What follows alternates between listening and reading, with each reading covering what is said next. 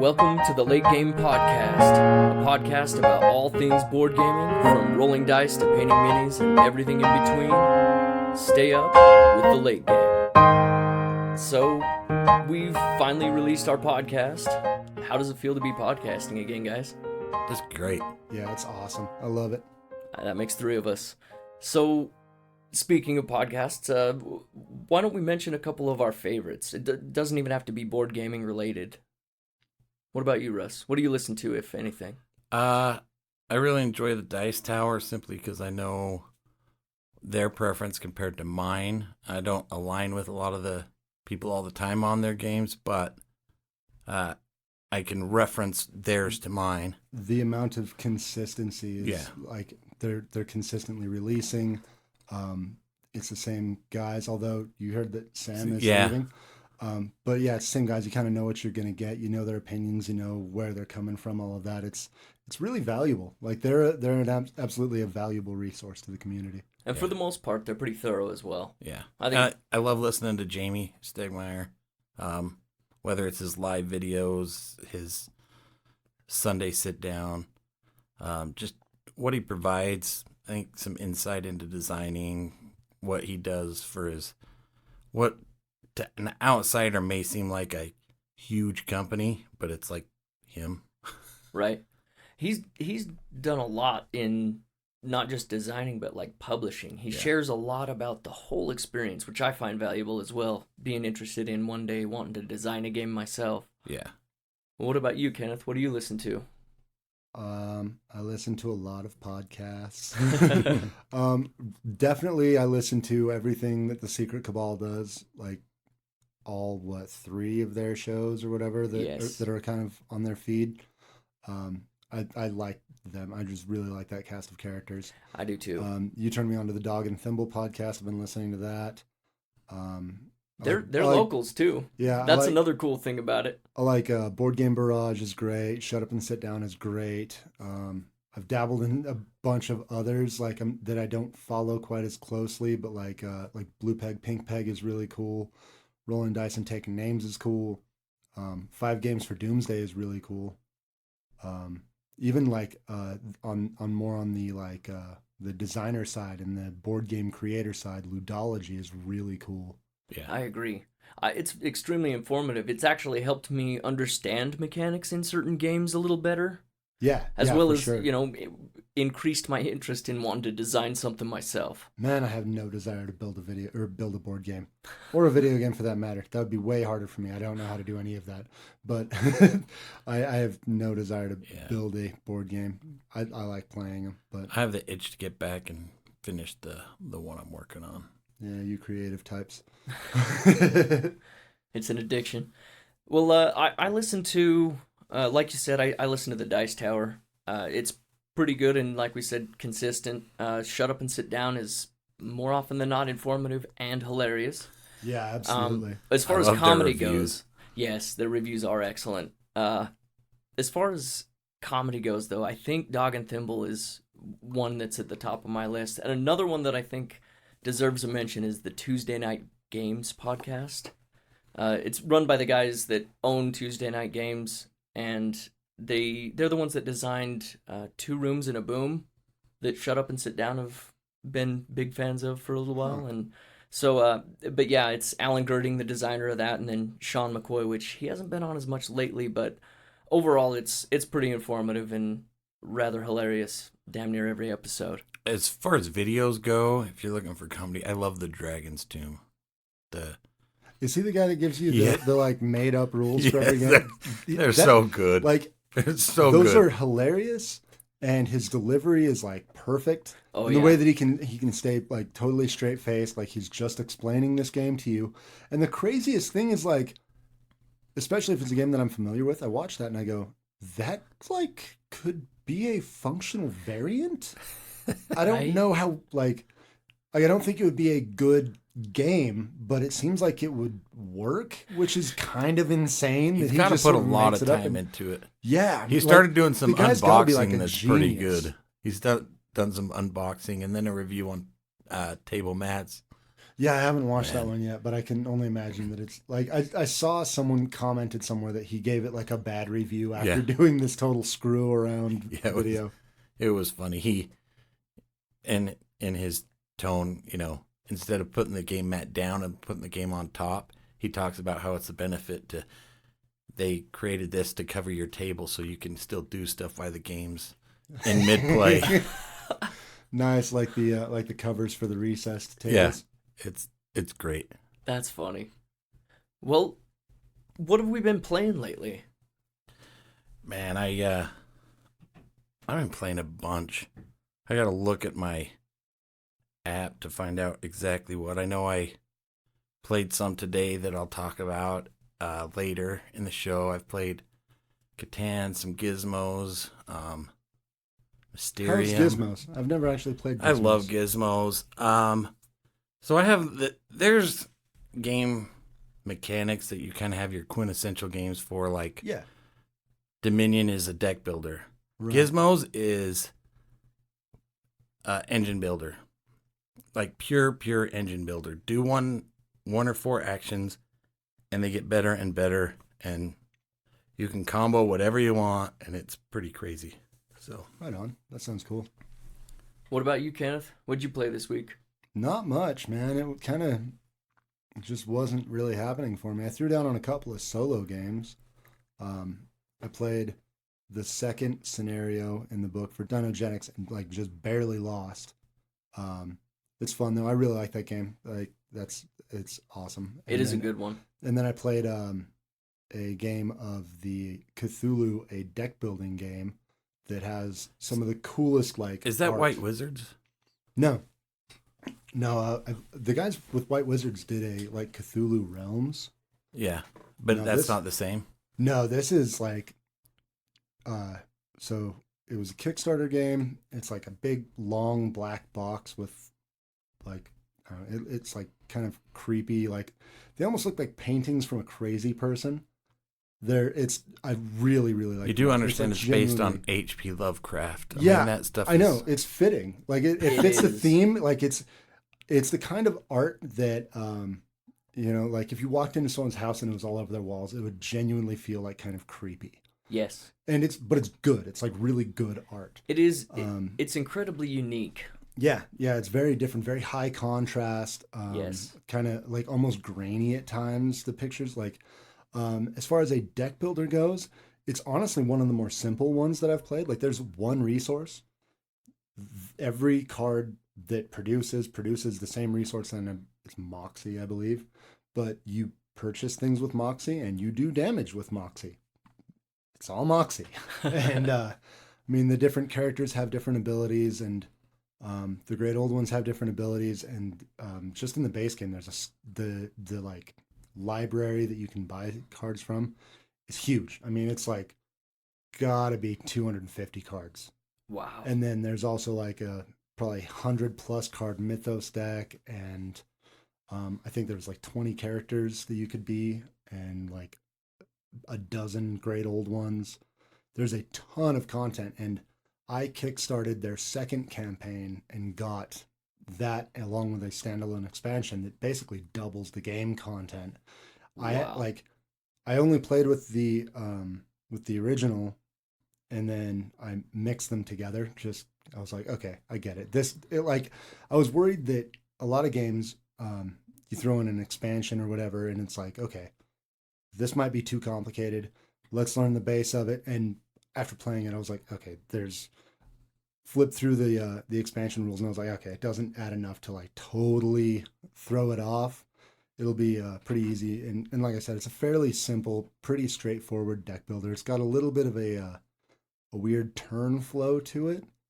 But, how so? So you have a phase where you're playing cards, and then you're buying stuff, and you buy them directly into your hand, and then the great old one attacks. And then you can play stuff from your hand to do damage. So you don't do the like Hero Realms thing and flop everything down. Yeah. You don't do the Eon's End thing where you're like specifically playing one card at a time. You're like essentially you're assessing what's more valuable in your hand, and you're going, okay, I'm going to use this for buying. I'm going to use this for attacking. And then as you're buying stuff, you're beefing up your attack. Interesting. And with the market, like each person gets a turn to buy, and then the market refreshes after each person. Okay. So there isn't like it's fully cooperative, so that like makes sense that you wouldn't be essentially stepping on one another's toes to get the best cards or whatever. And then so you buy, and then the old one attacks, and then you attack, and on my, I think, third turn, I drew a Mythos card that started producing enemies every single turn, and then like 2 turns after that, I drew another one that kept my hand limit to like 3 instead of 5. It was over. It was just over. Like there was no, I tried for a while, and after a little bit, I was like, I'm never going to win this game. Like, I don't know how long it'll take me to actually lose, but there's no way that I could win this. It was a really rough, true solo game. If I was playing multi-handed, I think I could have handled it. If I was playing with other people, I probably could have. But by myself with only one character, I was shut down. Like, after like 3 turns, it was over. It sounds very Lovecraftian. Yeah. No, it was really fun. I really, really want to play it again. I liked it a lot. So speaking of Lovecraft, I did finally played not Call of Cthulhu, Arkham Horror, the card game. Arkham Horror, the card game is what you said. Yeah. Yeah. We've been wanting to play the card game, Call of Cthulhu too, so I need to get that to the table. But Arkham Horror, the card game, I've wanted to play it for a long time. I finally got it to the table. Man, it's a good story game. It is really, really good. That's one of those that's along with the like couple of legacy games that I have and campaign games that it's like once I am working normal hours and I can throw a couple hours, like pick a day of the week, on Thursdays, I'm going to play this. If people want to come over, if I can get a group going, awesome. If not, I'll solo my way through these campaign games. But it's like, I just need a dedicated day for it to throw a couple hours at it. And that's I totally see why people are so involved. They're excited for new expansions because it's just a good, you kind of get involved in that story. I mean, It is not an easy game. No, not at all. And your character progresses and all of that. I'm honestly, as solid as that game is, that's a big part of why I'm really excited about the upcoming Marvel LCG. I'm like way excited about that. And I know that like if I were to really get into the Arkham Horror card game, I would be looking at either playing by myself or figuring out a night to play with you guys or one of the other guys or whatever. Well, it really is only plays 2, so I think it's meant to be like a solo / 2-player. But with the Marvel one, that's a theme that I know that like the wife and kids will get into. So it could be something that I do with like one of the kids or with my wife on, a Thursday night or whatever, like I was saying. But that Arkham Horror game is awesome. It's really, really good. I really see why it's gotten the love that it has. Man, it just kind of unfolds a really cool story and board just with cards. Like their whole system is really cool. Yeah, it's amazingly immersive for just being cards and chits in a bag. I can't imagine developing that because the way they connect rooms is this card has this, and I mean it's probably pretty simple once they get going, but man, it is good. And like I said, it's not easy. We kind of messed up some rules, but we kept rolling. Yeah, that's the only one of the Fantasy Flight like Call of Cthulhu games that I've played. I have the newest edition of Arkham Horror, the board game, but I haven't actually had a chance to play it yet. I love that. I have the 3rd edition. It's just, or is it the 2nd? What just came out? I don't know. I have the one before the last one. It's just really, and I do enjoy it. And it's a little worker placement, but it takes so much time, which is not a bad thing, but I do enjoy it. So this comment's going to make it sound like I don't enjoy it. The like 2 to 3 hour game of that feels longer than like the 6 to 7 hour game of like Twilight. Yeah. That's not a bad thing. They're totally different type of games. One's a story and it takes more. I mean, like just like playing a short game isn't always what you feel like. Playing a long game isn't always what you feel like. Right. And there are some games that, I mean, there's definitely games that overstay their welcome, but there's also games that like you've just got to be in the mood for the investment. Yeah. So we talked about Elder Sign a few episodes ago, where you mentioned the Gates of Arkham. Mm-hmm. This kind of made me feel like playing the Gates of Arkham without the dice, kind of that whole, just like this to this, and yeah, it was good. That's cool. I'll have to dip into it. Mark actually mentioned on Monday when he got to work that that's what he spent his money on this weekend, and I have to get the acrylic tokens and upgrade it and this and that, and he got a couple expansions too, so... the Arkham Horror card game? Yeah. That's rad. I've thought about the acrylic tokens, but as of yet, I don't play it enough to justify it to myself. But if I get a good campaign going, I could see me upgrading, because... Right.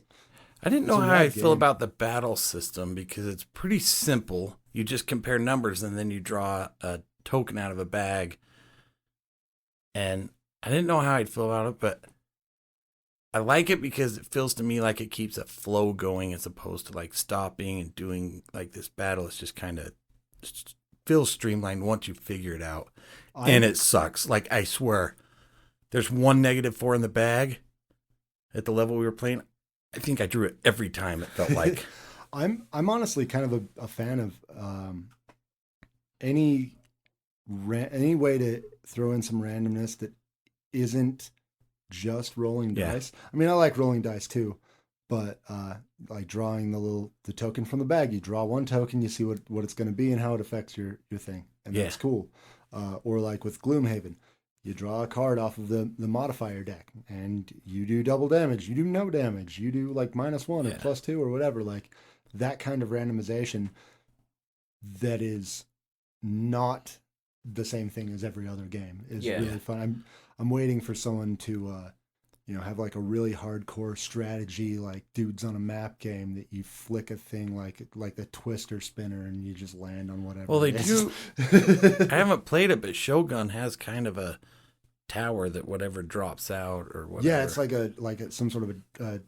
It's not they call it a cube tower. I haven't played it, but I've heard about it, and it's like you drop different colored cubes in, and then they like catch on things inside, and sometimes what you dropped in doesn't come out. Like, yeah, that's interesting. That's one that I'd like to check out too. It almost sounds more like a toy than a game. Yeah. I feel, and I'm all right with that. Yeah, I feel really lucky with my Arkham Horror, because it's one I've wanted for a while, and then, because we're always checking deals.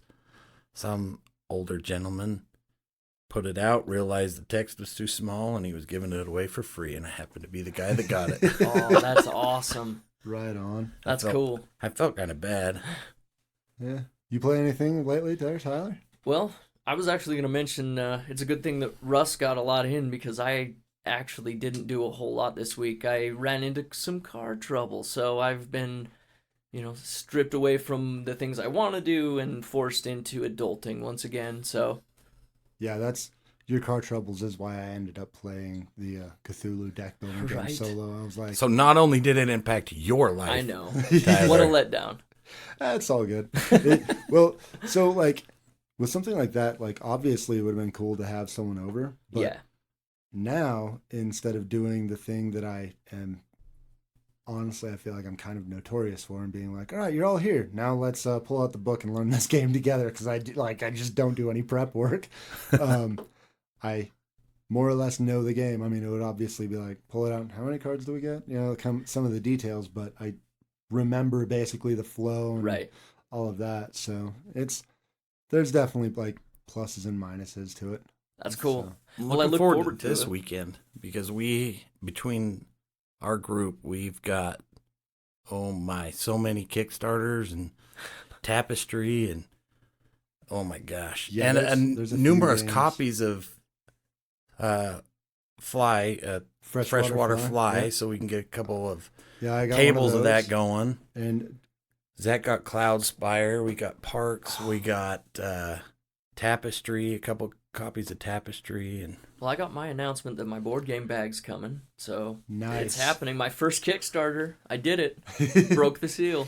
You picked a good one. I mean, those bags are great. I felt like it was a reliable one. The fact that they, completed the first campaign so well. Yeah, I actually had And at first it didn't catch my eye, but the more I looked at it, and the more I realized like it might just be a game for me. And it ended earlier today as the Merchant's Cove Kickstarter. Yeah. Like an asymmetric economy game that's like asymmetric, almost like how Root is, where it's almost like you're playing a different game depending on what faction you're on. Like at first I was like, this looks like goofy, cartoony, whatever. I don't know. It's an economic pirate themed game. I don't know. And then read some comments on like Reddit, and I was like, maybe I need to give that another look. And I looked at it a little bit closer, and I was like, okay, all right, yeah, that sounds great. That sounds awesome. My wife's been getting into more of the economic games, and asymmetry is always my jam. I love games where the character you play kind of determines what you do. I do too. It's great for replay, awesome. but That's man, what I was gonna like say. Root is just a nightmare to teach new groups. Like other groups, I'm down to teach when they come over, but it's like, oh, this is gonna be a slog. Yeah, I think the best way to teach that, if it's at all possible, is to teach one or two people the game with two other people that know the game. It's just you kind of have that backup on not forgetting things, or at least being able to explain things at the same time. I don't know, man. I'm always just like, here's your player board, let's go. Here's the basic rules. Here's like the basic goal of the game. Here's kind of what you need to do. Basic rules. What do you say for Root? Like there's night, day, and what is it? Night, day. Yeah, and... there's like the what is it? Morning, day, and night phases, and you're gonna do the things that are on your board. And here's how combat works. Right. Everything else is on your board. Let's go. Let's do it. Let's just see where it takes us. You start by handing him a board and say, "Hey, can you read?" Yeah. Okay, go. That's all right. They're just gonna add more and more factions to it and just cluster that thing all the way up. Dude, I'm really, really excited for the playmats. Yeah, I didn't. They're doing double-sided. I know. I love me some neoprene, man. That is like my favorite thing. Like so many people go, metal coins, metal coins. I'm like, give me some neoprene. Neoprene is my jam. Metal coins are cool, but neoprene is what I need. So if we ever decide to do shirts, Kenneth is going to be a neoprene? Hell yeah, dude. And then I'll go diving in that shit. Either that or we'll just play games on your shirt. There we go. Yeah.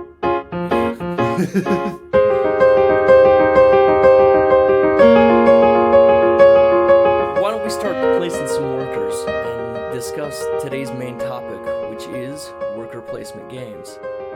So, worker placement is more of an adopted name, I learned, based on the type of game pieces used. Most often it's obviously workers. A more specific name for the type of game is action drafting, which I think more adequately describes the mechanism itself. You did research. I'm sorry. That's awesome. You know how much research I did? None. You played games. I'll count I have it. played a lot of games. I have been trying to narrow down a list, which has not been easy. Shouldn't say a list, a couple games, because we like to bring a couple games to talk about. And I got to be honest, when I started, it was all one company. I'm like, I can't just do all this one company.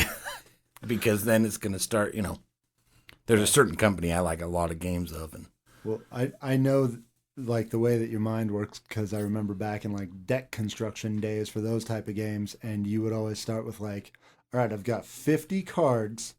I need to pare it down to 8. So I can let go of this one. Yeah. And this one. But you always started off with like triple what the limit was. So yeah. Well, I brought some honorable mentions. Well, and I feel like one of them I was stretching on. I wanted to discuss it, but I still think it provides a little bit of what worker placement does. So if someone said they like worker placement games, I might give this as a kind of a next step that provides some of the similar stuff. But it's a little more open. Right. Cool. Well, do you guys know when the first worker placement game was actually made? I'm going to say it was Lords of Waterdeep.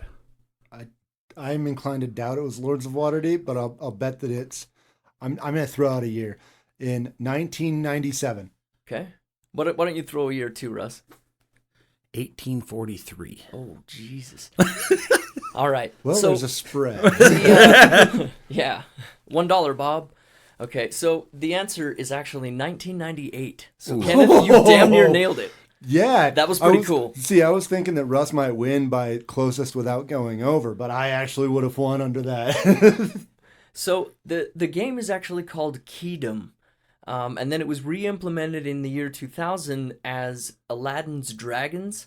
The designer is Okay, I've heard Richard of this. Breeze, and you may have heard of Yeah. another game of his in Keyflow or Keyflower. I was wondering Keyflower. if that Yeah. had Yes. something to do with like the Key series. Absolutely. Right on. That's the guy. I've played none of those games. Well, I've heard of Aladdin's Dragons. Yeah.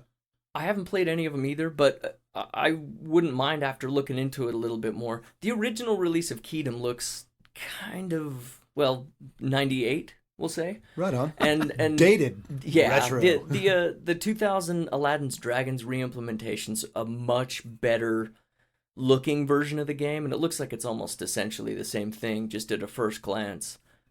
But I don't think it's in print anymore, and I want to say it's kind of hard to find. it wouldn't surprise me, being as it's kind of become, the go-to for being the first. This is one of those times I feel like maybe I watch way too much stuff to just randomly know about some games. Yeah, that might be a bit excessive because I genuinely had no idea where Tyler was going with that. I was like, I'll just pick a year. Can't be that old. Can't be that new. It was a Never heard of these games. really excellent. I mean, I've heard of the Key series of games. Yeah. Yeah. And there's still the newest Key. No, Keyforge is not one of them. No, but the newest in the Keyflower series, I don't think is that old. No, they're- it's still on shelves at the stores as well, as far as I know. I've seen Keyflower fairly recently, within the last 6 months. Keyflower, I think, is kind of on the verge of maybe that classic, but there's like a trio, and I can't remember. Yeah. They're all Key. Right. Yeah, Everything something. is Key. I didn't His realize world they is were all Key. worker placement, though. I don't know if necessarily all of them are worker placement, Right. but they're all in the same universe, Yeah. so to speak. But, speaking of worker placements, it's one of the more popular mechanics used in a lot of different games these days. And I would even include it as like an evergreen mechanic. Yeah. Yeah. And it's one that continues to see lots of designers reaching for in their toolkits of game design. I definitely love the variability in it. Yeah. That's it's- one thing that I it's appreciate. It's one of the few mechanics that you can any designer genuinely can take it, make it their own, put a twist on it, and yet when you sit down at the table, if you're familiar with worker placements, you go, I'm placing workers. I know what I'm doing, even if it's whether it's the basic Lords of Waterdeep worker placement or the like auction-y cult worker placement. Completely different types of games, both very much worker placements. Right, summed up by the same title. Well, let's talk about the games that we decided to highlight as far as our worker placement picks go. It's probably not much of a surprise to the listeners that my first one I'm going to mention is Champions of Midgard. I'm totally shocked. Yeah. It's well, you might be the only one. It's 2 to 4 players with the 5th player in the expansion. It's designed by Oli Stanes and published by Grey Fox Games. It's definitely one of the most approachable worker placement games with one of my favorite mechanics in rolling dice. I mean, there's just something fun about the tactile feeling of throwing dice, and when you destroy the creature that you're throwing those dice at, that is such a rewarding feeling. So, before I mention like Gizmos quintessential engine builder, to me, Lords of Waterdeep is like your basic It's like a worker kind of placement, a by the like- number worker placement. right, Mhm. just really simple. Brings in D&D, so a lot of people love it. It's kind of a classic. To me personally, so I don't want hate mail or anything. To me personally, I think Champions is kind of an upgrade. It adds the dice, the combat. And I've said it before that everybody, like Ken's said, is like huge. And I've specifically decided to keep mine at the base because I want to use it as a gateway game as opposed to Right. like dump everything. And I look at it and I go, okay, comparing just Lords of Waterdeep to Champions of Midgard, I go, I've played Lords of Waterdeep only once, so maybe and I did play it with the expansion. I don't remember what it's called, but I know that it's Skulls. Yeah, Scoundrels of Skullport. Yeah. And I know that is widely viewed as like an essential part of the game. And it was good, but it was just like, okay, so we place workers, and I want to say there's an element of set collection or something like that. Yeah. And it just kind of felt, I found myself kind of going, okay, so what else? It's like Dominion is for a deck builder. Yeah, I kind of just ultimately felt like, okay, so this is it. Whereas with Champions of Midgard, the worker placement part of the game, because essentially there's two parts of the game. You place workers and you battle monsters. And battling monsters is a straight up dice rolling, just a dice chucker with a small splash of like resource management. And the worker placement is pretty by the book worker placement. You're placing to get better resources to attack the monsters, get better fighters to attack the monsters. Or even just placing them on that monster. Yeah. It's great. You're just, when you're placing, the worker placement is pretty straightforward. And then it's like, okay, I've placed the workers. Now what? Well, now I battle monsters. Now I'm going to roll a bunch of really cool, unique dice that all do different things, and they have different strengths and weaknesses. And it's a blast. And then you add in like the Valhalla thing, and it's like, okay, these guys died, and then you like have yet another layer, right, where there's more things that you can do. And then it also adds in that set collection of the different colored monsters and stuff like that. Yeah, I love that expansion, the Valhalla expansion, simply because it gives you something to do when all of your warriors die, and it's one of those things that you can roll and get completely destroyed by this monster, but you still get something out of it. There's still something you can actually turn those souls, so to speak, into, something later on, which is extremely awesome. You send them to Valhalla for greater glory. This is awesome. True. I mean, a Viking game has to have Valhalla. It should. Yeah. It's a great game, and I remember I brought my neighbor over to a game night. Now we do it once a month. And his first reaction was, I don't really play games, but I'll come over to hang out. He lives across the street. After playing Champions, by the time he got home, he had already ordered Champions off Amazon. That sounds like something Kenneth would do. I don't need to get up and leave the table to order things. I'm pretty tech savvy with my phone. I have ordered games in the middle of playing it before. Touche. Yeah. So that's a good one. I figured one of you would have it on there for sure. Yeah, it's rock solid. What about you, Kenneth? Oh, I would have to go with, and I know that I mentioned it early in the episode because I played a solo game over the weekend, Dinogenics. It's another really, I mean, honestly, the worker placement aspect of it is pretty basic. You're playing workers to either get a resource, and there's the resources are like DNA to the set collection element. You collect cards. Each dinosaur has a certain amount of cards of their DNA type that you have to get, and then you can place a worker in another spot, and you can cash those in to get a dinosaur meeple, and then you build a dinosaur park on your personal board, and you're placing like hotels and restaurants and stuff on one side, and then you're building fenced-in areas and placing dinosaurs on the other side, and unless you like to live dangerously and you're not building any fences. And then they will rampage and they will destroy your buildings and kill your visitors, and you won't get any money, and it's panic. It's red alert. Sounds like a movie I saw. Is that once. one available on retail yet? No. I haven't seen it. It'll be soon though, right? They recently did a Kickstarter for an expansion and a reprint. Yeah. And I would imagine that with the success that they had from both, and because I got mine not through the initial Kickstarter, but with essentially their retail offering was only through their website. They had a very limited stock.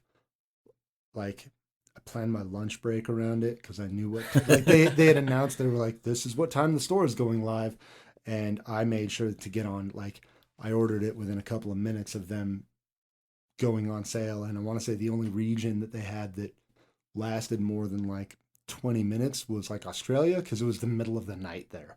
Yeah. When it went live, and it sold out really fast. It often gets compared to Dinosaur the colorful Island? one. Yeah, Dinosaur Island. They both kind of kickstarted around the same time. Yeah. Dinosaur Island ended up coming out sooner, and I would say Dinosaur Island is a more unique game, but I love Dinogenics. I like it a lot more. I've played them both. I've played Dinogenics quite a few times. I've played Dinosaur Island only once. The worker placement in Dinogenics feels better. The Dino Meeples, I just love everything about it. There is no dice rolling. The only like random elements are you've got breaking news stories that can affect kind of everyone. I liked that element of it. Yeah, it's cool. Like it adds a little bit of chaos. There's a deck of manipulation cards, and those tend to be more of the either give me an immediate benefit, or maybe I throw a wrench in your gears type of thing. And you get a little bit more of the player interaction there. Right. And then just a random order of the DNA cards, which is what screwed me when I played over the weekend. I didn't see the scenario that I played. I had to get one of every type of dinosaur, and I didn't see a Brontosaurus at all. It was the worst thing ever. Well, when you brought it over, it was actually one of the more enjoyable games I had. It's one of the more enjoyable times that I had getting my ass kicked in a game, and you just about lapped us on that scoreboard. That's one thing, and I had heard it mentioned in I want to say a Secret Cabal episode. They said that it does not, like, there are no kid gloves on that game. There is no catch up mechanic. There's absolutely a possibility of a runaway leader. And I had played like one solo game before that, and once we started going, it became clear that was enough. That was an advantage. Apparently, I would not have guessed that it would have been that severe. But if you're only going to play it once, it might be pretty rough for you. But it's the kind of game that I feel like if you played again, we'd be a lot more even. Yeah, and definitely. Both me and you would stomp Russ because Russ hasn't played it, And then the next time we'd all be a little bit more even. I can build dinos. Not as good as we can. It's a blast though. I would love to play it at higher player count, because when I played with you and my stepdaughter, that's the most I've played with was 3. Really? And it's what does it play up till? 5. And that's one of the key things with worker placement is you've got only so many action spaces on the board, and the more people you have playing, the harder it's going to be to get to those actions. Absolutely. Especially like I desperately want to play it with 5 people because there's only 3 spaces to get goats, and you got to have goats to feed your carnivores with the carnivores rampage. And so it's like, all right, as soon as the 4th person places a carnivore, goats are premium. Like, that's going to be like the first place that you're placing them. I mean, it'll turn up the intensity so much having a full 5-player count. I really want to play it at 5. Yeah, I'd be down for that. And the components are also like top notch. I agree. I'm glad you said that. Every dinosaur is a different color, and they've got them like there's shades of brown for the carnivores and shades of green for the herbivores. And they all have a different shape. And they look like the actual dinosaur. Yeah, the silhouette shape that they have of each one is really well done. Yeah, and then the park fences are nice looking, and the boards are dual layered with recesses for the gates and stuff, and then recesses for the little building tiles for the commercial district. It's the production quality is really, really great on that game. It is nice. And when you get the whole park built, it's aesthetically pleasing, and you kind of have that sense of, hey, look, I did that. Yeah, it's so good. It's cool. I honestly, I can't think of a complaint about that game, except maybe the fact that it's hard to find. Yeah. I can talk about it all I want, but a lot of people just aren't going to be able to play it yet. And that's the worst thing about it, which... Yeah. I mean, that's a pretty Cadillac problem, you know? Like when the worst thing is that you guys that other people can't readily enjoy it right now. Yeah. Maybe build some hype and get some pre-orders going or something, because Right? it's awesome. Well, what about you, Russ? What's one of your 14 games that you brought today? Well, I wanted to try to think of games that might be a little off the beaten path as far as worker placement, but I double checked that the games that I'm talking about are listed as worker placement on BGG, so it's not like I'm going way out of the way. I was going to say, how far off the beaten path were you trying to get? Well, I see them as worker placement, but I'm glad that everybody else does too. So somebody else does, maybe not everybody. So I mentioned one publisher, like I had to get away from Come On. I do have one that I want to talk about, but did you get away from? I have know one. If that's a thing that you do. I know. Is it still an Eric Lang game? No, it's not an Eric Lang. I don't know if he has any worker placement. I mean, I'm sure he what does. About The Godfather? Oh yeah. Yeah. I mean, there's that. That could probably be. Yeah. That's not one of yours. I would have. No. Like I would have bet my bottom dollar that you were going to bring up. Well, I'm glad I didn't Godfather spoil because it's a worker placement made by Eric Lang and Simon. Still not calling them. Come on. Hashtag Simon. So, my first one that I wanted to talk about was Way of the Panda. It's a different type of worker placement. I don't know, have you played it, Ken? I actually jumped in on like the second round. Oh, that's right. Because T was leaving. Yeah. And you guys had already started playing. You guys had already gone over the rules, and I was eating a pretty big dose of my own. We'll just jump in and see what happens. Medicine. I don't remember specifics of it all that well, aside from it's got beautiful little panda minis, and I do remember that like after the initial like what is going on, I came around on it and I enjoyed it by the end of it. And I would like to play it again, maybe even know the rules before I start. It's a much different worker placement in the sense that you're not going around the board and placing. There's two boards. There's one that has I think it's like 24 like a grid, slots. right? It's a grid, and it reads kind of line by line.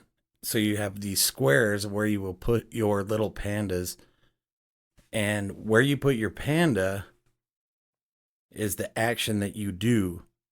But as you go down the grid, you can't do anything that you've done that you've passed on. Okay.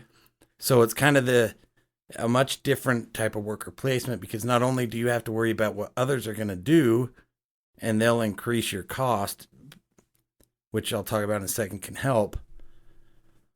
You're going to, if there's something you want to do that round, you can't pass it. It's like a hybrid of worker placement and action programming. Yeah. Like you're placing your workers to do an action programming thing, like if you were to lay down like a set of cards maybe in another game where you do one thing, then the next, right? Yeah, and depending on how many people are playing, you have like a 2-player.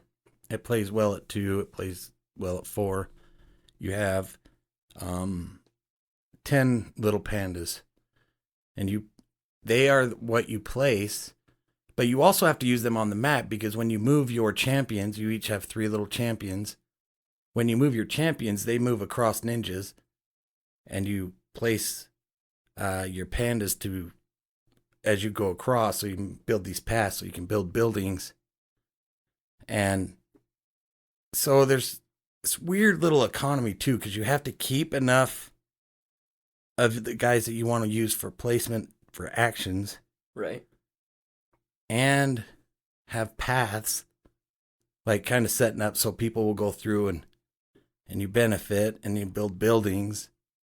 Yeah, and then the workers that you place aren't just workers, they're a resource for every other mechanic of the game. So if you want to build a path, you got to place one of your workers down, if I remember right. Right. And if you don't have, and then there's kind of the action points, similar to like Blood Rage or Cthulhu Wars, where your action points, depending on how far down the grid you are, those action cost more action points. But you get action points based on how many little pandas you have on the grid. So, like if you get in a hole, like I did today, if you get in a hole where you don't have workers to place out, then you're not going to get points to do more actions. There are some free actions. So you can actually use, if like my son totally just shifted the entire game because he saw where I didn't have action points. I needed action points, so I needed to use the free actions, but I was going first. If he was going first, I could have placed 2. So he totally just totally wrecked me and ended up lapping me almost. But it's just kind of a cool thing. I know I didn't get a lot of love like some of the Come On games do, but it is really just unique. It's different. I think some people go into it thinking it's territory or it's this or it's that, but it's really a Euro-like worker placement. It kind of, if there's anything that negative that I was going to say about it, I think it suffers from a bit of an identity crisis. Mm-hmm. It looks rather cutesy. Yeah. It's pandas, so it's like, okay, maybe this is a kid's game. But it's certainly not. If anything, it's like really thinky and kind of complex. If you ask someone, hey, what kind of game is it? And they say, so like the default would probably be a worker placement game is probably what someone would go to, or possibly a worker placement / territory control hybrid. And there really is so much more nuance to it than that. It's not too often that I honestly feel that it might have done better if they gave it a more boring theme. If it was trading in the Mediterranean, it might have done better because that's something that grown-ups play, Yeah, it's interesting because I noticed today, and my son really grabbed onto it. He's 20, so it's not like I'm talking about a 10-year-old. I mean, it's kind of like you're talking about a 10-year-old. But he really figured some stuff out, and man, I haven't played it a number of times. I was like, you just totally, like, I'm like 3 turns away from the game being over, and it's like, you've totally just ruined everything for me, because I couldn't get the resources, because I couldn't get the resources to build. I connected some roads to where I was going to build, but then changed my mind. But then if you connect roads to where they build, they get points off of your warriors. And I just like, man, he out-chessed me in that, and he was very strategic. It wasn't like he just happened to have it happen. It was, he knew what he was doing, and it's a fun game. It works better at 2-player than I thought it would. I've played a few times at 2-player, and it did work better than I thought. I love it at 4. It's a little bit more chaotic, but it is very much kind of a Euro worker placement. There is some player interaction, but it's not like so much take that because you can get around it all. It's that they can gain points off of doing stuff that you've kind of set up for them, if that makes sense. Right. They can generate some points that way. But so that was my first one. As far as worker placements go, I think the best way to really say, is this a good worker placement is how pissed off do you get when someone puts their worker where you were about to put your worker, and as soon as you're mad, that's a good worker placement. Yeah, and the worker placement part of this that I love is that depending on how many workers you put out, will give you the points that you need. So there's like this economy to that worker placement. It's not like you really have to strategize where you want to place on the grid, how many points you want to use. Do you need to do any actions like before that? Because sometimes you want to do an action, but you've got to do something first, but then your opponent might do something that affects what you need to do. So you might make a jump all the way to the end, which means that round you're going to get like 1 or 2 actions. So Well, with the actions, I was wondering when you're placing the guys down and you can't go behind or I guess above yourself on that grid. Is there rounds? Do you get to recollect all of your guys? Or so it's kind of like that Blood Rage idea or Cthulhu Wars, where once you've used all your points, rage, or I can't remember what it's called in Cthulhu Wars, or you pass, everybody else can finish, and then you grab your workers back, depending on how many little pandas were on that grid. Okay. You get more action points. So where it's the down that you have to use 2 little pandas sometimes if somebody's been there, it can also work to your benefit if you manipulate it right. Right. Like, I'm going to use these 2 here, but it's going to give me a victory or a action point. So cool. Yeah, and you're, if I remember correctly, generally when you're placing those pandas on the board, you're looking at getting more points from them. Whereas if you're placing them on the grid, you're getting more actions out of them. Right. Right. So it's kind of that resource management puzzle, along with territory control and worker placement and strategy, and action programming. Yeah. And it really does. It does a lot of things, and it is a crunchy game. It feels like it really well. The art is like kind of this, like Ken was saying, like Kung Fu Panda. In fact, that's usually what I play in the background, music wise, while we play it. And it feels that way, but then you get into it, and there's just so many decisions. Very Euro feel like this. Yeah, it's kind of like Root that way, where it's like it looks like one thing, and then you start playing, and you're like, "Whoa, this isn't a kid's game at all." Yeah, This is a real deal. Like a lot of really thinky, really heavy. I mean, not super heavy, but like really a lot of depth. And every time I pull it out to play it, I'm like, man, I need to play this more because I start to figure out some strategies, and I think it's one that the more that everybody knows how to play it, it gets better. Cool. Well, we mentioned earlier that I've been a little wrapped up with not being able to play games, but one that I actually threw down and played a little bit of, I didn't get through the whole game, but I was able to tear through about half of it, was my next mention in Sierra West. And it's a brand new game. It's a 2 to 4 player game designed by Johnny Pack Canton and published by Board and Dice. And it's one of the most unique worker placement games because there's almost an element of deck building in it. There's almost an element of action programming in it, and then you've got the worker placement. And it's interesting because the only direct interaction that you're going to have with the rest of the players is on the main board or the mountain, which you build with a set of different cards. And another cool thing about this game is there are 4 different modules in this game within the base box itself that offer a completely different play through of a different theme basically for each game. So the introductory game is apples. It has a lot to do with, you're harvesting these apples and you're collecting cards with these different quantities of apples on them as you go up the mountain, and you use these as a resource. And then another version of it is boats and banjos, and you're taking your boat and you're trying to collect fish. And then another one is bandits, and you're hunting bandits. And then the 4th one is kind of a mining type of a deal. It's completely different every time that you sit down, but the main set of actions that you're going to do, if you understand how to play the apples version, you know how to play the banjos version.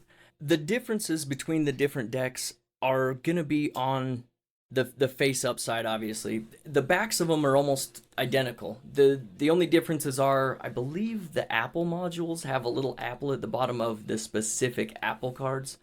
And the only importance of that is basically, it's the timer. Once you get to that last apple and it's onto the main board, then, the game basically wraps up at that point. It's kind of the finish line. Like an end game trigger. Yeah. Right. Exactly. But each different module has a completely different feel, and all the cards do different things. So, Yeah, I know that's really cool. it's been I've been seeing a few things on Sierra West. I've wanted to try it quite a bit. Not to mention all of the bits and tokens and meeples and things are really well done. It's got little gold tokens. It's got all the workers are cut differently. So you've got one basic meeple, and then you have like a pioneer, and then an explorer meeple, and they all kind of have a different shape. And that kind of stuff, it helps the game for sure. Yeah, those are cool little touches. That's one thing that Godfather kind of does. You've got like your basic mobster guys, but then there's the like the mayor that you can draft into your team, and you can place him, and he's a totally different figure. Godfather is such a good game. It's criminal to me that it was like $10. Yeah, I've actually only played it the once, and I didn't love it, but it was certainly good enough that when it was like $20 somewhere, I was like, yeah, I'll take a copy. Like, it was good enough that I'll absolutely give it another chance. Right. And it's definitely a good, like, really, like, it's one of the more thematic, I would say, worker placement games that I've played. But it does have that sort of the varied character, and it's, it's made by Simon.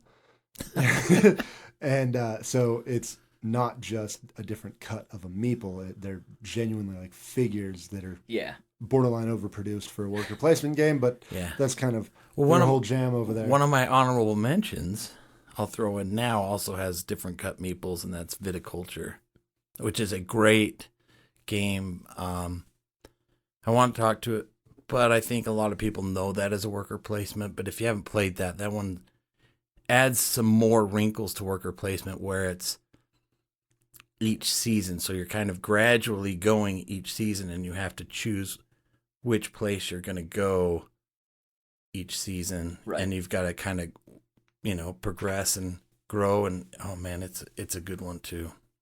It's really well done. It looks gorgeous too on the table. I've yet to play it, but I'm sure I'll get there one day. Yeah, I almost picked it up today on Game Nerds, but I think I'm gonna wait till someone is selling one with like everything and maybe some upgraded bits, and so. Right on. Well, what's next on your list, Russ? So, man, it was really hard to choose, but I wanted to go with different, like I said, and worker placement. Opens up a lot of doors. So it's this idea of putting your worker and then doing stuff. And Near and Far provides that with story. So you take your workers,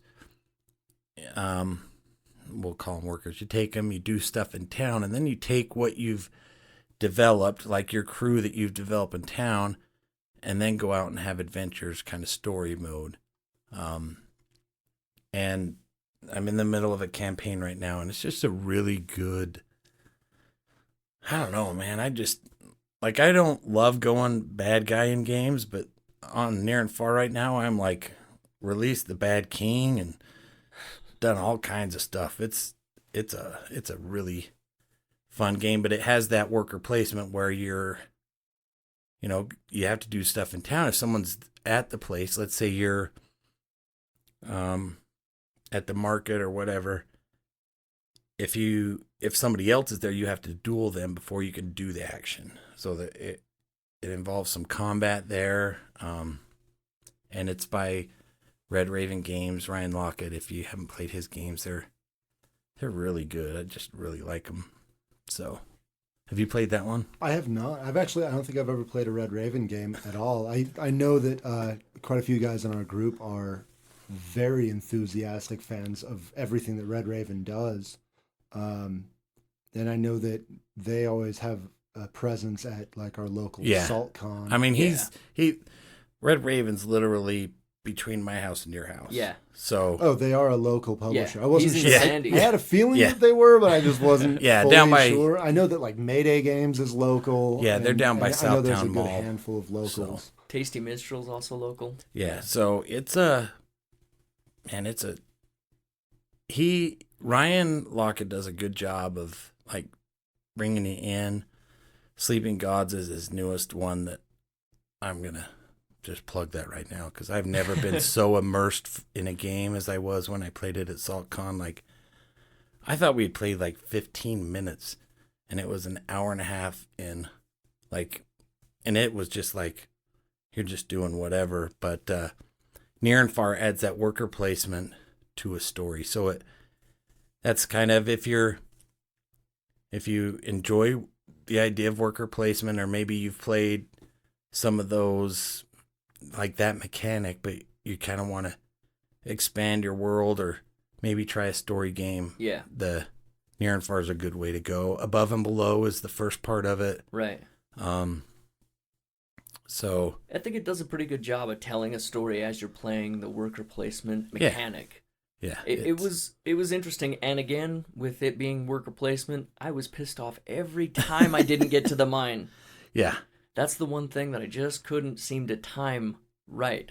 Is I was always one step behind on getting to the mine. Yeah. And the Amber Mines is an expansion that adds a lot of fun to the mine too. Oh, cool. It's I give it a shot if you like worker placement and you're trying to expand. Near and Far, Above and Below are great ones. Excellent. Well, what's up next for you, Kenneth?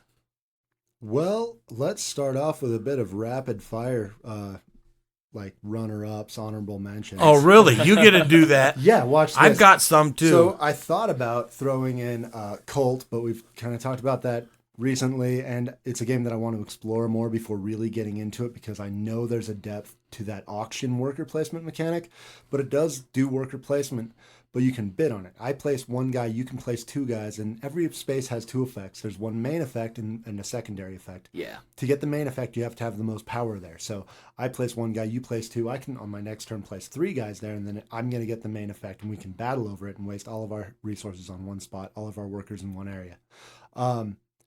It can be super salty. I want to get more into it before I try and like pick it apart right here. But that's the worker placement element of that. It combines worker placement with auction, and that's really cool. Yeah. Same sort of thing with Feast for Odin. I've only played it the once. And that game's like legendary.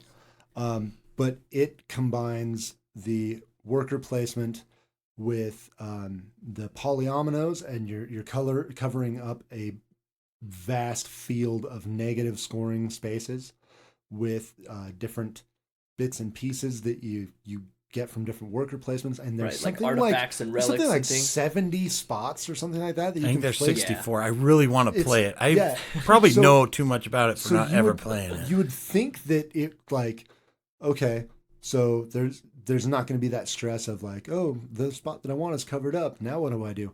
No, absolutely not. There is it's that first couple of rounds is so open that it almost like paralyzes you. And then once you get into a groove and you start going, okay, this is what I'm actually trying to do, then the idea of getting blocked feels just punishing. Oh yeah. Like it is absolutely, it's very intense, super strategic. I've only played it the one time, and I kind of dumb lucked my way into like a victory via animal farming. Yeah. Oddly.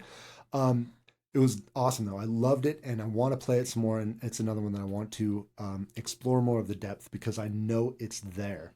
I know there's a ton of depth in that game. It's definitely one that I wouldn't mind playing again. I didn't realize that doing what I was doing was not as efficient as I thought it was. Well, so he picked up one of the islands that adds another field of negative scoring spaces and positive scoring spaces, but he picked up like the cheapest one, which has the like, so there's like a net, or there's like a gross comparison and a net comparison.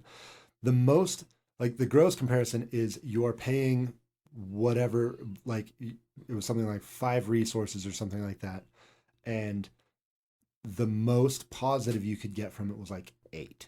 Yeah. You know, where there's a few other ones where it's like you pay 12, but the most positive you could get is like 30 or something like that. I only played it the once.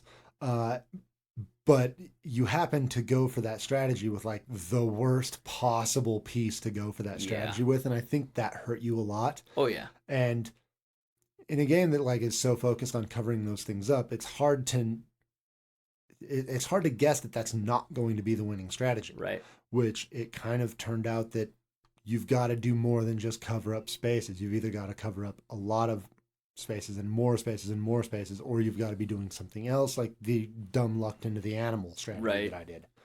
Well, whatever you do, don't aim for the cheapest or the least valuable island right off the bat. Don't get the cheapest island. No. I also, so, I haven't explored those worker placement games that as much as I'd like to. So those are kind of some honorable mentions. I also thought about the sequel to Champions of Midgard, Reavers of Midgard. It should be shipping like in the next month or two. I backed it on Kickstarter. I'm excited about it, but that one, and just off of memory, I obviously haven't played it yet. That one, you only have like one worker, and it's way like, so they're doing a trilogy, and Champions was the hybrid. Champions is the hybrid of Euro and Ameritrash. You've got the Euro worker placement, the Ameritrash dice rolling. Reavers is supposed to be more Euro and more strategic. You've only got one worker, and I don't fully understand how it's going to work, but I remember getting very excited during the Kickstarter campaign. I backed it. I think it's going to be awesome. I'm hearing a lot of good things. And then they're also going to come out with the third one in the trilogy is going to be more swinging the other way into the more embracing the Ameritrash. Have they spoiled anything on that yet? Nope. No? I don't even think there's a name. I'll keep an eye out. The game that I actually have decided to talk about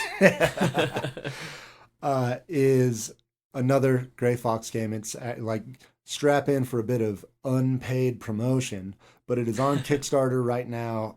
If I've got the timing of this episode releasing correctly, it'll be on for another like 3 or 4 days when this releases. And that is After the Empire. And I know that it's been somewhat controversial in the board game community. Yeah. I have zero desire to get into that.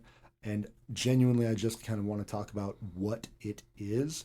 Absolutely. So it's a hybrid of worker placement with like a tower defense game. So you're placing your workers to gather resources to better build up your defenses of your like castle. And then you're also placing your defender guys in spots on the castle to defend against various threats that I believe are going to come from like a deck of cards or some sort of random thing. Right. And I love that you can blend worker placement with so many things. Yeah. I mean, we've talked about worker placement with dice combat. We've talked about worker placement with action programming and all the other shit that it's storytelling. The way that the Panda does. Dice placement with storytelling. Dice placement with the park building of Dinogenics, which is a spatial thing, and then also the polyominoes of A Feast for Odin. Right. There's just straight up worker placement and like you blocking and denying each other, with like Lords of Waterdeep. The idea of incorporating worker placement with tower defense feels like such a natural fit to me. You've got your defenders and they need to be supplied and they need their stuff bolstered up. And who does that? Workers. Right. Like, I mean, it really is. It's like the whole war machine of like a nation is turned on. And I really like that implementation. I've been a fan. I'm obviously a fan of Gray Fox games. You and me both. Regardless of whether or not they mishandled this Kickstarter, I think the game is going to be great. The components look good. Gray Fox always has good quality components and stuff like that. And I'm excited to see how it plays out. I don't know that I've ever actually played a tower defense style board game. I know there's a few out there, and I believe I actually have one. I just haven't played it yet. I believe Xenoshift Onslaught is that, but it's a deck builder tower defense type of game. Okay. But I'm excited to kind of try and do that. Like I'm going to get the best resources to defend my plays. Right. Your castle's going to fall, and I'm not sure if I can send different attackers to you. So I'm not sure if there's that direct conflict or if it's just indirect conflict by way of resource denial and making you weaker that way. Right. But either way, obviously it could totally be a blend of both of those. Yeah. And that would be really cool too. But any version of that, like the resources available to determine how strong your defenses can be, that feels so like just thematically like it'll just gel. Right. Better. It sounds so good, you know. Like an excellent use of the theme and a good execution of the mechanic. Yeah, just a really good like second thing. I mean, that's like I said with Lords of Waterdeep, you place the worker, okay, now what? Yeah. Place another one. Like every game that we've talked about, there's more to it than that. You know, like they're all worker placement games. That's a fundamental, central core concept and mechanic to it. But worker placement shines the best when you put it next to something that gives it more light. Right. You know, worker placement it absolutely is one of my favorite mechanics. And for a long time, I was like afraid to even try it because I saw so many people would talk about worker placement, and I was like, okay, that's a category that I haven't gotten into. Yeah. And I tend to be kind of an omni gamer. I like a little bit of everything. I want to try everything, and I at least want to know about it. I want to, whether I like it or not, I want to know that I like it or not. Yeah.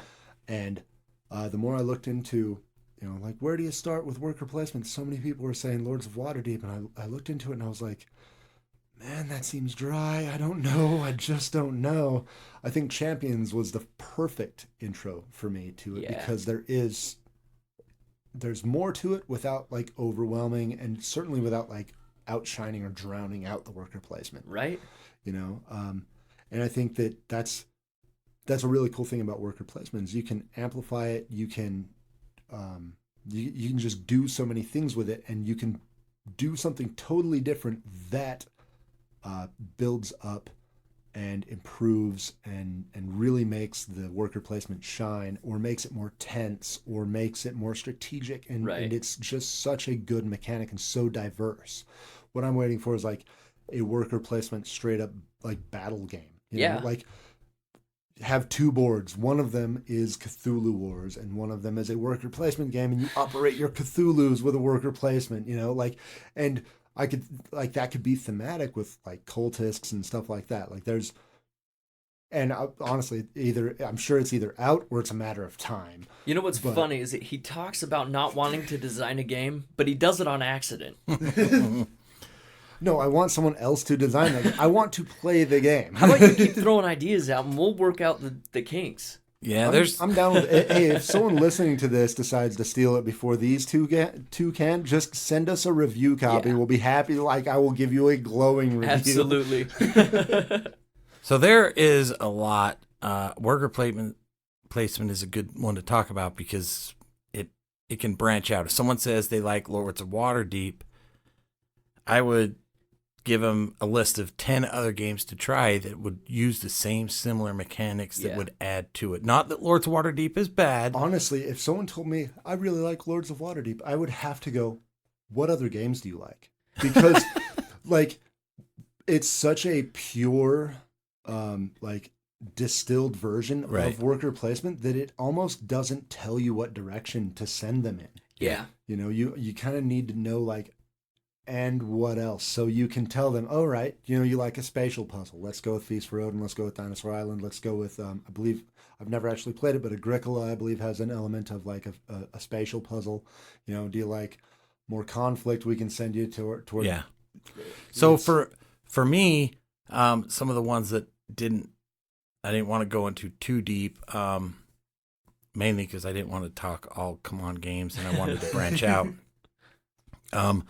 One game that for me, in general, kind of fell under the radar for a lot of people, and it was a gift for me simply because of theme, and I really enjoy it. And a lot of worker placement don't do well at high player counts, just in the nature of the game. Viticulture does a good job. Yeah. And then this one, Richard the Lionheart, I think does well.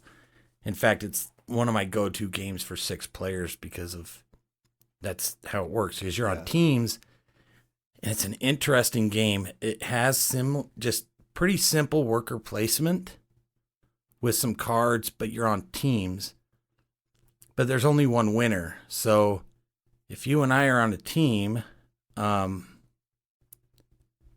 want us to do better, but I'm also trying to sabotage you.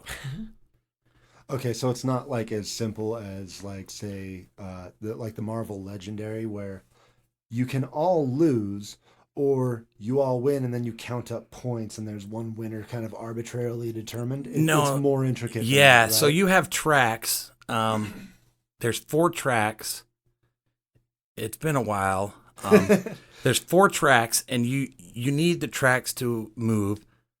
You have the 2 militaries, and when the winning condition gets met, the person on the team that track won, they win. So I need to advance our track, but I may need to slow it down so I beat you. Like, so... Huh. So it's not like I know that secretly. It's not secretly. I'm trying to stop you.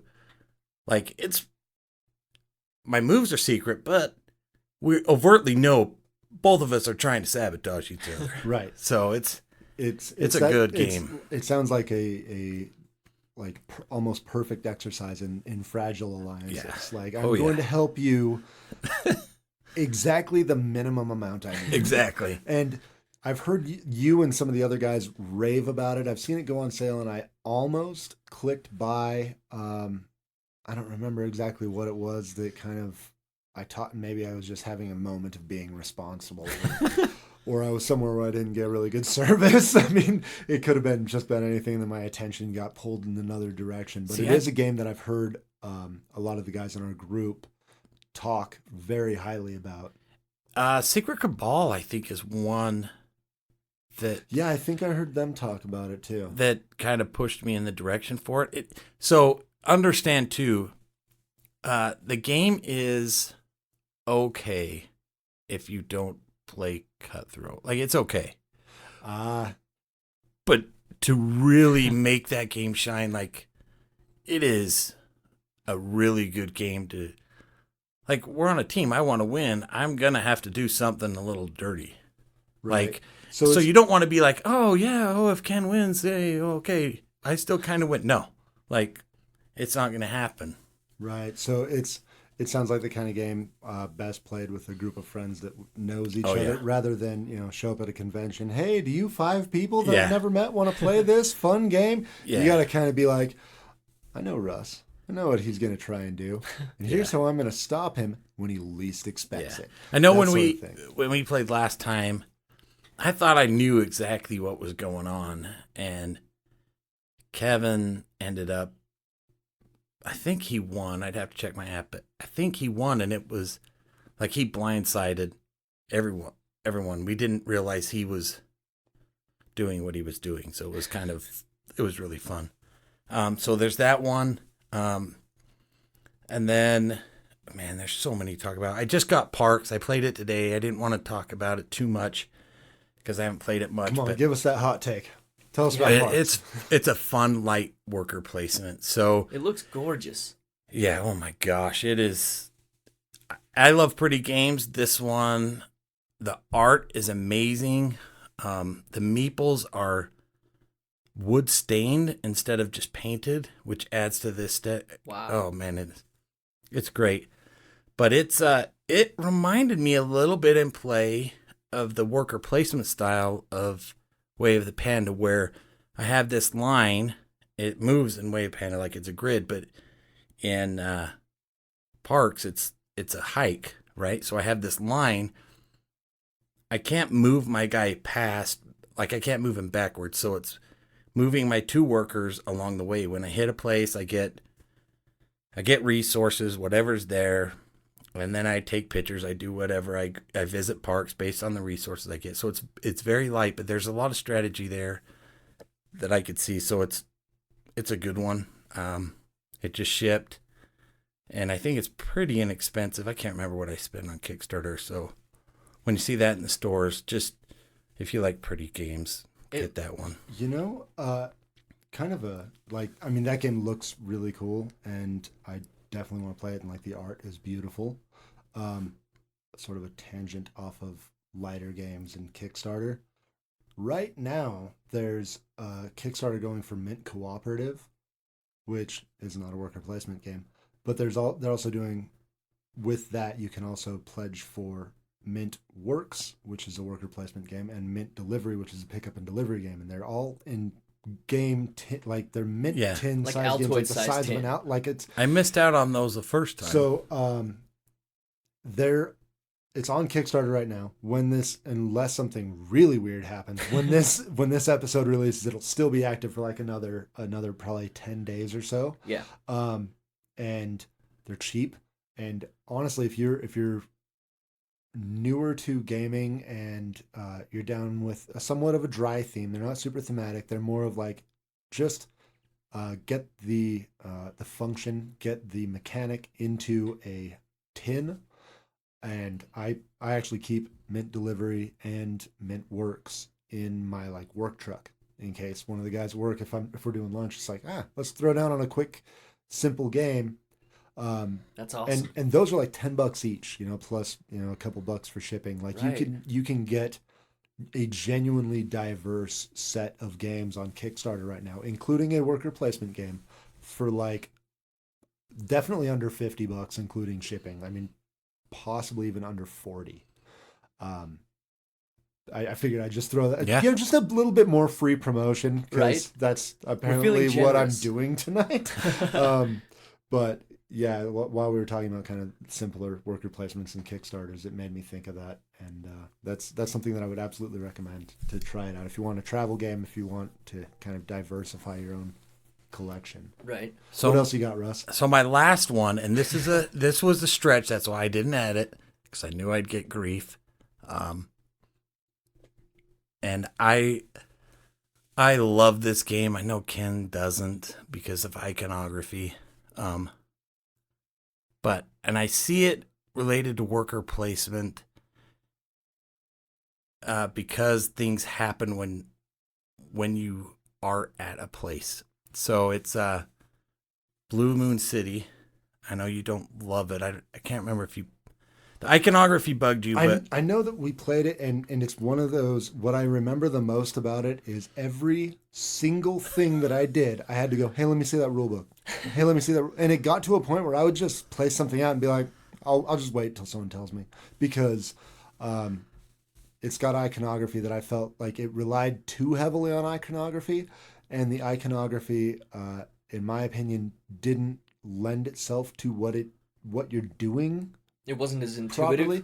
Yeah, so like, if and this would not be a thing in that game, but if the action was to eat and it showed a pair of teeth, that's an intuitive thing, and I feel like it was like just a color or something. Like I remember the iconography bugged me a lot, and after a while I pretty much just sort of checked out, because it was like every single person has to have this one.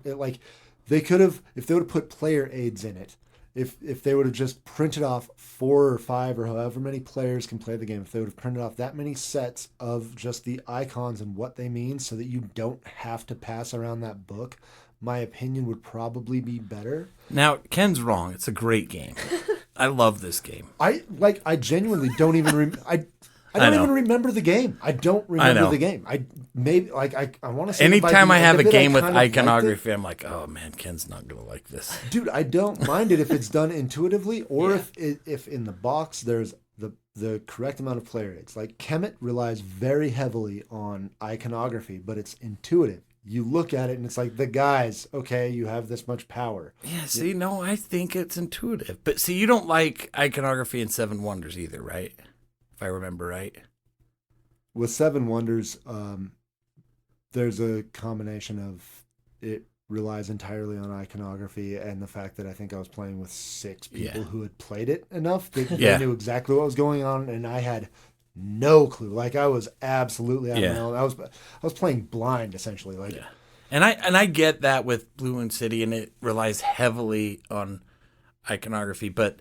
So the way I see it is worker placement. So some people are going to say, there's no worker placement there. But if you like worker placement, I think it'll appeal to you, because you have a grid, a city, and it changes every time because you lay out the tiles. And you're trying to rebuild the city. It's been destroyed, and you are trying to rebuild it. So you move your element. Each little person's an element: water, wind, fire. So you move, and then when you're there, you can play as many cards as you want. You can play them to build, or you can, so you match colors, right? I have 3 red. I'm going to put my thing on the 3 red. When that building is built, you get whatever happened there, and then it flips over and it starts to connect. So it's all about combos, but as the game goes, it turns into more of that worker placement where a lot of buildings are getting built. So it combos, like, so on your turn, you're going to go there, you're going to do that, you're going to get cards, you're going to get crystals, you're going to get all that. Flip over, I'm going to get stuff. And so it's a stretch as a worker placement, but I wanted to bring it as an honorable mention because if you like worker placement, I think it has some elements to it of that. It's got that like not quite, what did you call it? Action draft? Yeah. It's kind of an action draft, certainly like an action like puzzle and maximization and I don't know what you would like, categorize it. My son was like, "Well, what kind of game is it?" I was like, "You're definitely competing for actions." Right. So yeah, I can see where it could fit along, maybe not on the same shelf as all of your worker placements, right, but like the next one over. But if you like worker placement, this would be like, hey, this is a logical thing. Like a progression step. Right. That makes a lot more sense than saying like, hey, if you like worker placements, you should play Hero Realms. It's a deck building game. Or the question, it would always be Scythe, right? That's what it used to be. That was, and I swear that I've heard Scythe recommended for worker placement, and it kind of has an element. It's got the tableau, but I mean, we as a community tend to get really excited about certain games, and whenever anybody asks for recommendations, it's like, oh, it's this game.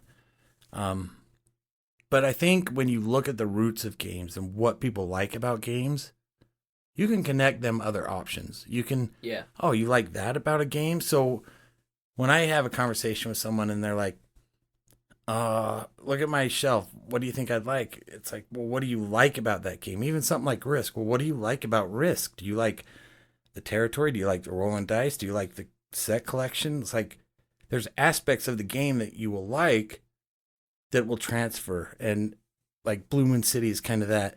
If you like worker placement, it's not really worker placement in a way, but it can connect to similar things. You may like it because of the actions.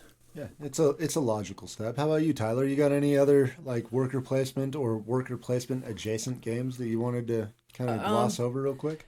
Somewhat relative to the conversation on iconography, I would like to once again plug Anachrony, which is one that I fought really hard not to talk about in Isn't that just a worker placement with time travel and chaos? It is, but there's the iconography on it is really intuitive. And one of the things I wanted to point out about that is every icon is different. I think one of the problems with some games that I've played with the iconography is there's things that are just too close, that or too similar from one icon to the other, and it can get really confusing. Like comparing the blue circle to the turquoise circle to the green circle, like that sort of thing, like where it all ends up looking the same and kind of blending. It can.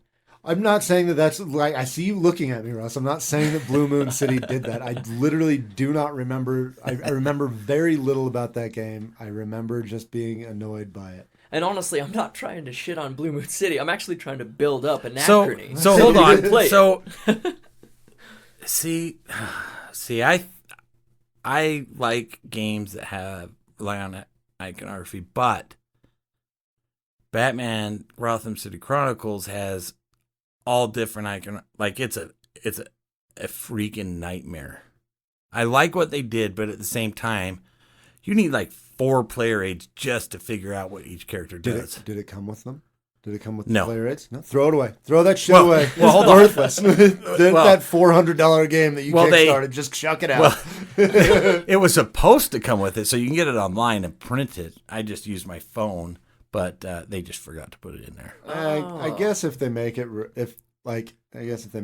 available, and honestly, like I feel like a game like Blue Moon City or Seven Wonders and possibly even like Anachrony, having not played it, I don't know. But of those two that I've played that relied so heavily on iconography that I didn't jive with, if Russ had played Blue Moon City, because I want to say that either you got it that day and we were playing for the second time that you'd played, or possibly I was very excited about release, so I actually bought that game the day it released, I believe. Yeah. It was a reprint that I couldn't find the old copy, and right. And so we were playing either the first or second time that you had got it, and we were at the game store, and I'm pretty sure you hadn't gone home with it. I had not gone home with it. So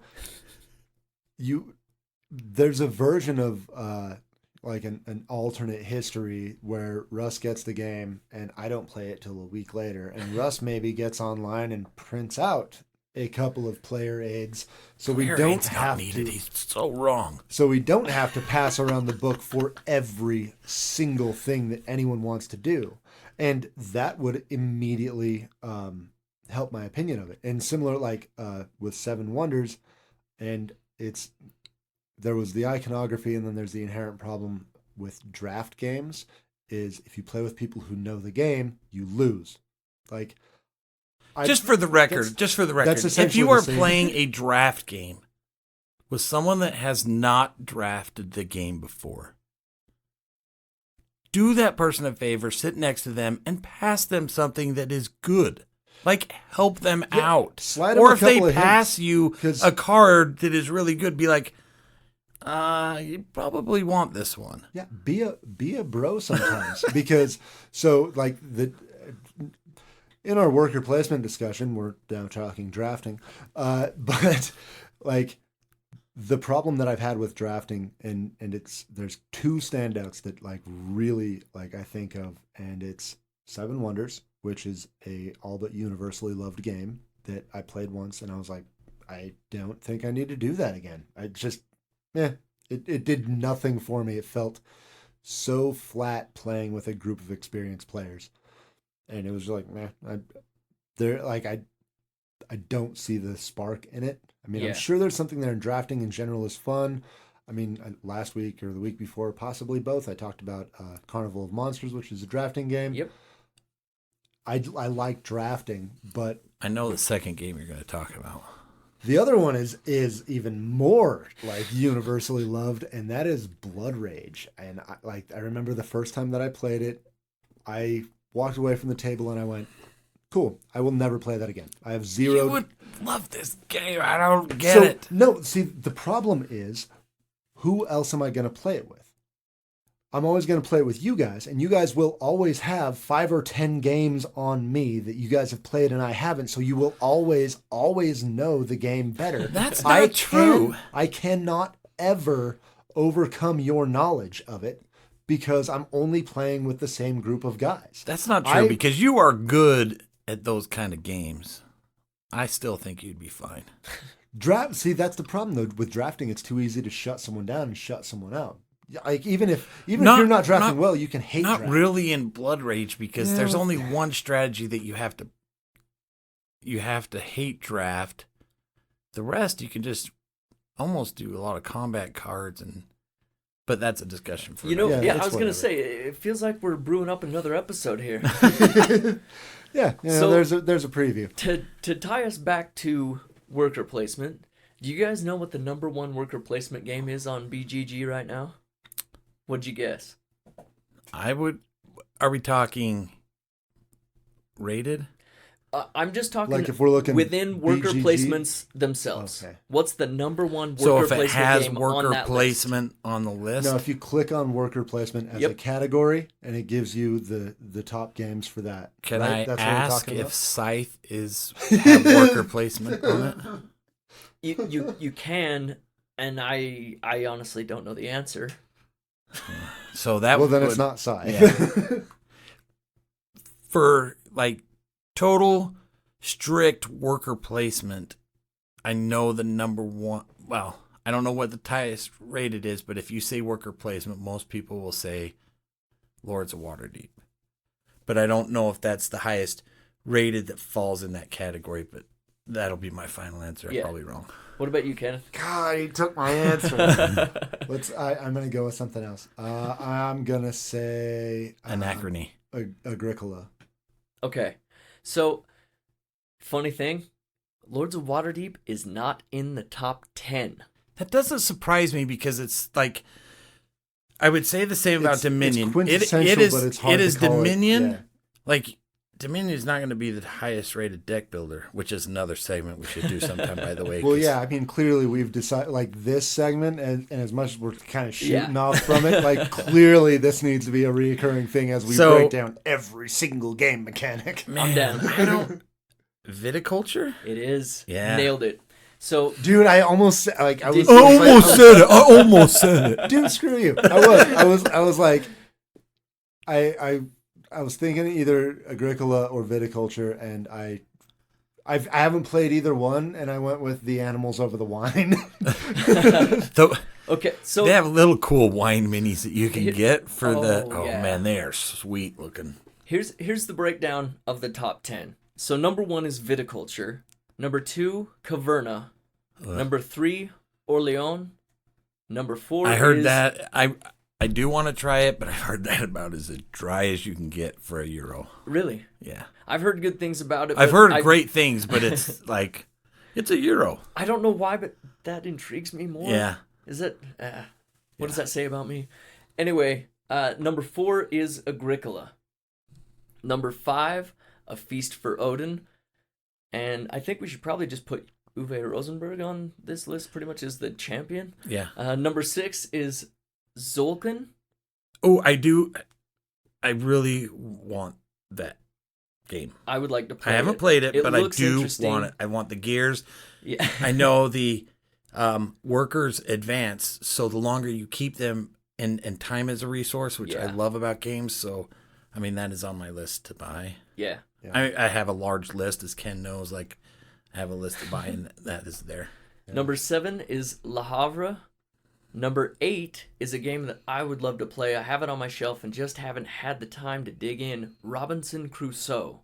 That's a worker placement? Yes. And it's cooperative, which is another interesting That's a worker element. placement, says the guy who brought Blue Moon City to the conversation. No. So, as much as I know about that game, I didn't realize it was worker placement. And I know it's co-op story driven. Yeah.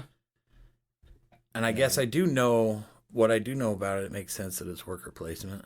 Number 9 is The Voyages of Marco Polo. I've never even heard of it. I've heard good things, but again, dry. And number 10 is my number 1, Anachrony. Huh. So, interesting, in the top 50 games on BGG, how many would you guys guess are worker placements? In the top 50 of all. So, how popular is it? With this breakdown, is it going to, is it just, because with Board Game Geek, you click on a game and it'll say worker placement, under the mechanisms or whatever, it'll have worker placement and dice rolling and set collection and action point allowance and whatever, so are we looking at the top 50 games that have worker placement included in that rundown on BGG? Yes. Is that the breakdown? Okay. Yes. Ooh, I'm going to say top 50. I'm going to go with 13. What's your guess, Russ? Is it, oh man, I want to be right. I'm going to say 1998. I'm going to say 20. The number is actually 11. Dang it. So, as far as mechanics go in games, though, this is easily one of my favorites because of the diversity and the design potential. So I think most Euros, like you mentioned, a lot of the ones on that top 10 list are, for lack of a better term, I don't want to get lambasted for this, but a dry Euro. Yeah. These are the type of games that they do have some player interaction, but not a... It's often indirect. Right. And you can create a worker placement game that it doesn't matter what others do. It's how well I can manage my cubes. Right. So I prefer more of the injected with theme worker placements. Yeah. Well, and I think that with the interesting variability in the design canvas, so to speak, with a game like Robinson Crusoe, it just, it changes the entire dynamic of worker placement in that you're going to be interacting with everyone in that game if you're doing it right. And that is one thing that interests me, because I feel like there are limits in things like a dungeon crawl that you don't have with a worker placement. And where, in a dungeon crawl, you've got to be a storyteller from the ground up, basically. And when it comes to worker placement, it feels like there are so many good games with so many different good executions of that mechanism. I was trying to think if there's other cooperative worker placement. Now, Parks has a solo mode worker placement, which I found interesting. So it seems like you could run the gambit with cooperative to solo even. There was something that I was looking at recently that said it was a cooperative worker placement. I almost want to say it's a game on Kickstarter, but I, for the life of me, cannot You can't plug what it? it is. Damn. But and there's possibility that maybe it's something that's coming out soon or just came out. I would swear there is a like fully cooperative worker placement that. My favorite Euro has worker placement in it, and that is Teotihuacan. But the dice are your workers. Man, I love that game. But it has worker placement. So, man, I have a lot of worker placement I like. It's just such a good and diverse mechanic. Yeah. Like you were saying, a dungeon crawl, this, and I was like, man, a worker placement dungeon crawl, there's some options there. Like, it could be cool. I honestly, I can't think of a like proper implementation of it. Not but off the top. if someone wants to design that game so I can play it, almost. Claustrophobia, kind of. Yeah, I guess with the dice placement.